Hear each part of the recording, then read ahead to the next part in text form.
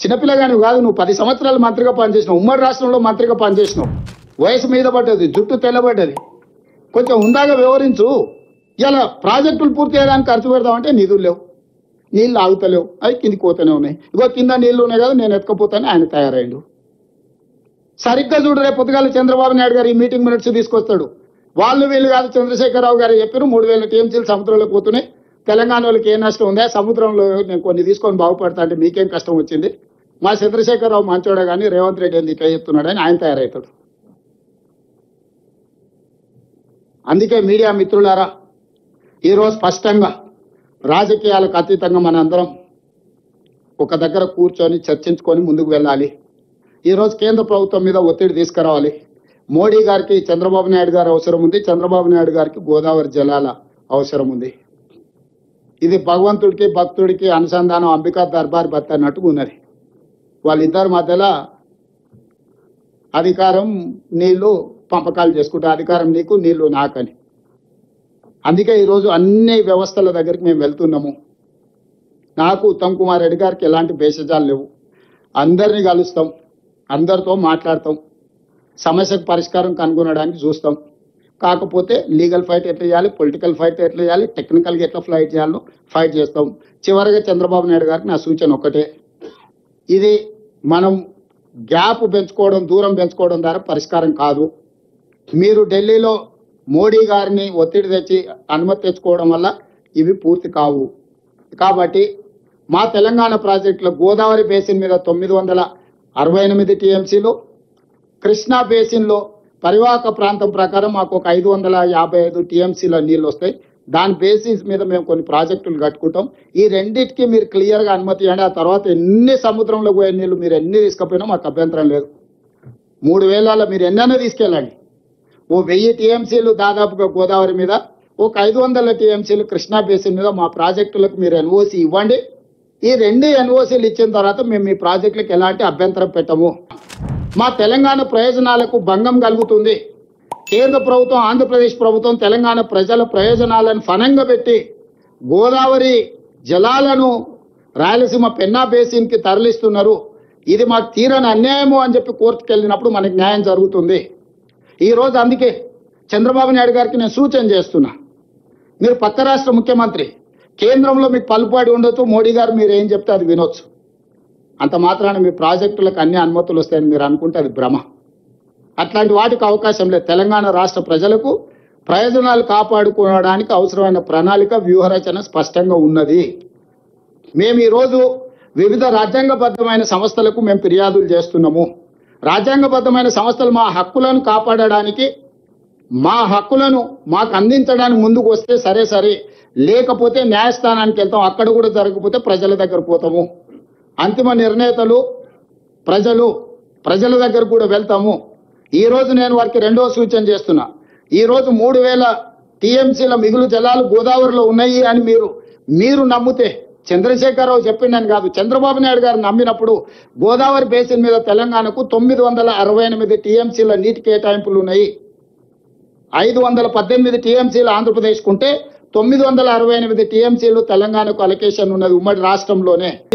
ఆయనకు వాళ్ళు ఏమొచ్చినా వాళ్ళకి ఏం మాట ఇయ్యకు, ఇది కట్టుకొని చంద్రబాబు నాయుడు కట్టం పోతే నా మంత్రి పదవి అవుతాయి. ఎందుకంటే ఇప్పుడు మోడీ గారు చంద్రబాబు నాయుడు మద్దతు ఉపసంహరించుకుంటే మోడీ ఉండడు, మోడీ దిగిపోతే కిషన్ రెడ్డికి ఉద్యోగం ఉండదు.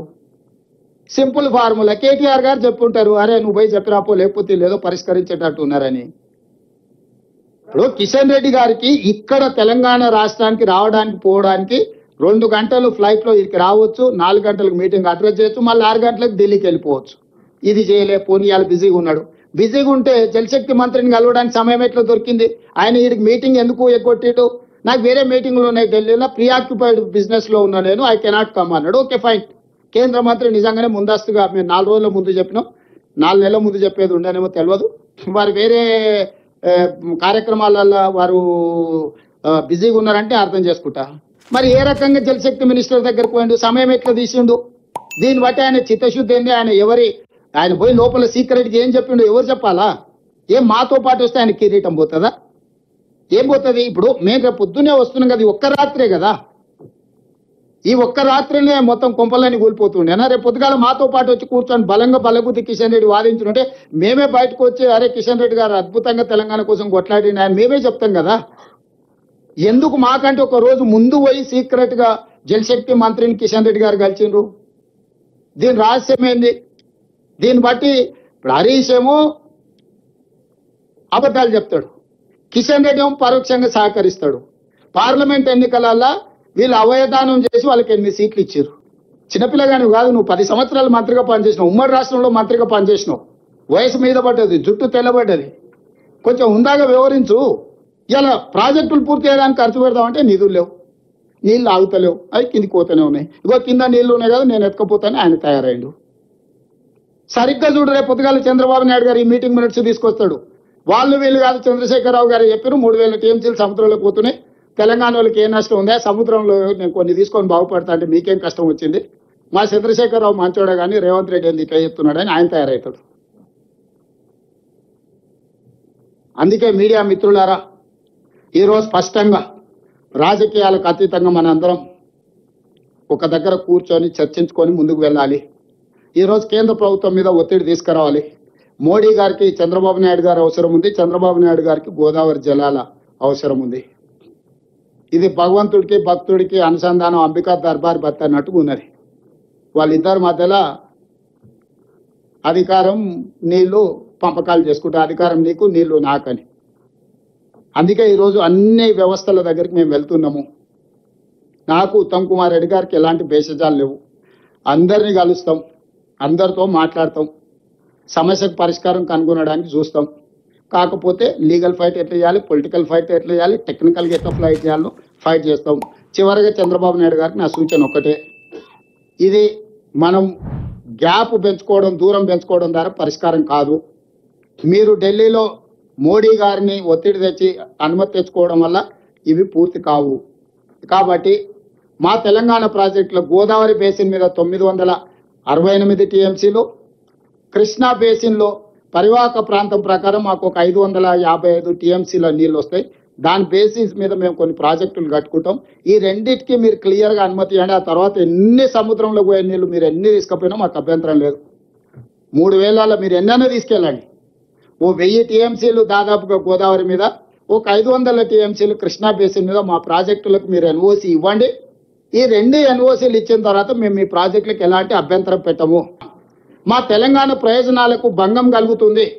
కేంద్ర ప్రభుత్వం, ఆంధ్రప్రదేశ్ ప్రభుత్వం తెలంగాణ ప్రజల ప్రయోజనాలను ఫనంగా పెట్టి గోదావరి జలాలను రాయలసీమ పెన్నా బేసిన్కి తరలిస్తున్నారు. ఇది మాకు తీరని అన్యాయము అని చెప్పి కోర్టుకు వెళ్ళినప్పుడు మనకి న్యాయం జరుగుతుంది. ఈరోజు అందుకే చంద్రబాబు నాయుడు గారికి నేను సూచన చేస్తున్నా, మీరు పక్క రాష్ట్ర ముఖ్యమంత్రి, కేంద్రంలో మీకు పలుపాడి ఉండొచ్చు, మోడీ గారు మీరు ఏం చెప్తే అది వినొచ్చు. అంత మాత్రాన మీ ప్రాజెక్టులకు అన్ని అనుమతులు వస్తాయని మీరు అనుకుంటే అది భ్రమ. అట్లాంటి వాటికి అవకాశం లేదు. తెలంగాణ రాష్ట్ర ప్రజలకు ప్రయోజనాలు కాపాడుకోవడానికి అవసరమైన ప్రణాళిక, వ్యూహరచన స్పష్టంగా ఉన్నది. మేము ఈరోజు వివిధ రాజ్యాంగబద్ధమైన సంస్థలకు మేము ఫిర్యాదులు చేస్తున్నాము. రాజ్యాంగబద్ధమైన సంస్థలు మా హక్కులను కాపాడడానికి, మా హక్కులను మాకు అందించడానికి ముందుకు వస్తే సరే, లేకపోతే న్యాయస్థానానికి వెళ్తాం. అక్కడ కూడా జరగకపోతే ప్రజల దగ్గర పోతాము. అంతిమ నిర్ణేతలు ప్రజల దగ్గర కూడా వెళ్తాము. ఈ రోజు నేను వారికి రెండో సూచన చేస్తున్నా.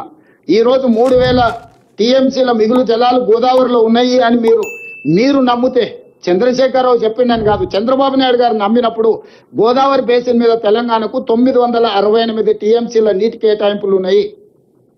518 టీఎంసీలు ఆంధ్రప్రదేశ్కు ఉంటే 968 టీఎంసీలు తెలంగాణకు అలొకేషన్ ఉన్నది ఉమ్మడి రాష్ట్రంలోనే.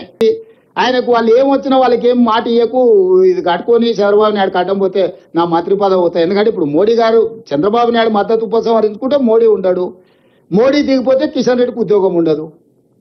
Simple formula. కేటీఆర్ గారు చెప్పుంటారు, అరే నువ్వు పోయి చెప్పిరాపో, లేకపోతే లేదో పరిష్కరించేటట్టు ఉన్నారని. ఇప్పుడు కిషన్ రెడ్డి గారికి ఇక్కడ తెలంగాణ రాష్ట్రానికి రావడానికి పోవడానికి 2 గంటలు ఫ్లైట్లో ఇక్కడికి రావచ్చు, 4 గంటలకు మీటింగ్ అడ్రస్ చేయొచ్చు, మళ్ళీ 6 గంటలకు ఢిల్లీకి వెళ్ళిపోవచ్చు. ఇది చేయలే, పోనీ ఇవాళ బిజీగా ఉన్నాడు. బిజీగా ఉంటే జలశక్తి మంత్రిని కలవడానికి సమయం ఎట్లా దొరికింది? ఆయన వీడికి మీటింగ్ ఎందుకు ఎగ్గొట్టిడు? నాకు వేరే మీటింగ్లు ఉన్నాయి ఢిల్లీలో, ప్రీఆక్యుపైడ్ బిజినెస్లో ఉన్నా నేను, ఐ కెనాట్ కమ్ అన్నాడు. Okay fine.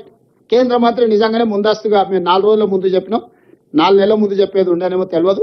వారు వేరే కార్యక్రమాలలో వారు బిజీగా ఉన్నారంటే అర్థం చేసుకుంటా. మరి ఏ రకంగా జలశక్తి మినిస్టర్ దగ్గరకు పోయిండు, సమయం ఎట్లా తీసిండు? దీన్ని బట్టి ఆయన చిత్తశుద్ధి ఏంది? ఆయన పోయి లోపల సీక్రెట్గా ఏం చెప్పిండు ఎవరు చెప్పాలా? ఏం మాతో పాటు వస్తే ఆయన కిరీటం పోతుందా? ఏం పోతుంది? ఇప్పుడు మేము రేపు పొద్దునే వస్తున్నాం కదా, ఒక్క రాత్రే కదా, ఈ ఒక్క రాత్రినే మొత్తం కొంపలని కూలిపోతుండేనా? రేపు పొద్దుగాల మాతో పాటు వచ్చి కూర్చొని బలంగా బలగుద్ది కిషన్ రెడ్డి వాదించుంటే మేమే బయటకు వచ్చి అరే కిషన్ రెడ్డి గారు అద్భుతంగా తెలంగాణ కోసం కొట్లాడిన ఆయన మేమే చెప్తాం కదా. ఎందుకు మాకంటే ఒక రోజు ముందు పోయి సీక్రెట్ గా జలశక్తి మంత్రిని కిషన్ రెడ్డి గారు కలిసిండ్రు? దీని రహస్యం ఏంది? దీన్ని బట్టి ఇప్పుడు హరీష్ ఏమో అబద్ధాలు చెప్తాడు, కిషన్ రెడ్డి ఏమో పరోక్షంగా సహకరిస్తాడు. పార్లమెంట్ ఎన్నికలలో వీళ్ళు అవయదానం చేసి వాళ్ళకి 8 సీట్లు ఇచ్చారు.